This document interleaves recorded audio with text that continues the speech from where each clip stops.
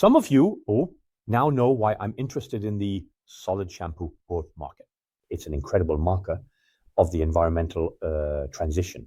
I've already explained this to you in my previous post, and I'll summarize it for you again. First, we're moving from a plastic bottle to cardboard packaging, right? Which means there's an opportunity to save thousands of tons of plastic. Secondly, we avoid putting trucks on the road that are hauling water, since a bottle of shampoo is 80% water. So there are tens of thousands of tons of freight to be saved every year. Thirdly, because solid shampoo leads to less water usage by consumers, resulting in savings that amount to billions of liters of water. And then there are fewer preservatives in solid shampoo, which means less pollution in the oceans, in the soil, and in our bodies. But, as you know, it's not working, since the market share by volume, as measured by Circana, has been continuously declining for the past 3 years, reaching 1.3% in 2024. It's not working. And as we saw in our previous analysis, neither price nor promotions are currently real drivers for increasing volume.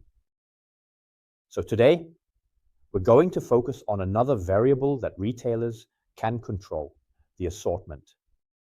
And as you can see on this chart, almost all of our retailers who had strongly supported the growth of this market in 2019-2020 have now reduced the share of offerings in this category. And this can be explained quite simply by the following principle. When something doesn't work, you take it out. So between 2021 and 2024, the share of offerings dropped from 2.6% to 2.1% on average. But that's just an average. And as you can see on the screen, there's a very wide variation between the strategies of different retailers. For example, the share of solid shampoo offerings at retailer A is 3 times lower than the share of this category at retailer G. And in this case, this reduction in the share of offerings is truly unfortunate given how beneficial this category is for the environmental transition. It's regrettable because, as we have measured, there is a significant correlation between these two variables, the share of offerings and the market share. That's what you can see on the graph displayed on the screen. The R-squared value here is 0.62, which is quite high. So, in conclusion, on the one hand, some retailers have not played their part in the environmental transition. A, D, and E, for example, as you saw on the graphs, have been lagging for years with very low shares of offerings compared to the market average. On the other hand, the retailers, all pulled the rug out far too quickly. Now, I know that shelf space is expensive and valuable. I know that manufacturers probably stopped supporting this category a bit too quickly. I also know that it's difficult for retailers to create new habits, to open up new markets, and that they logically expect strong commitment from suppliers to do so.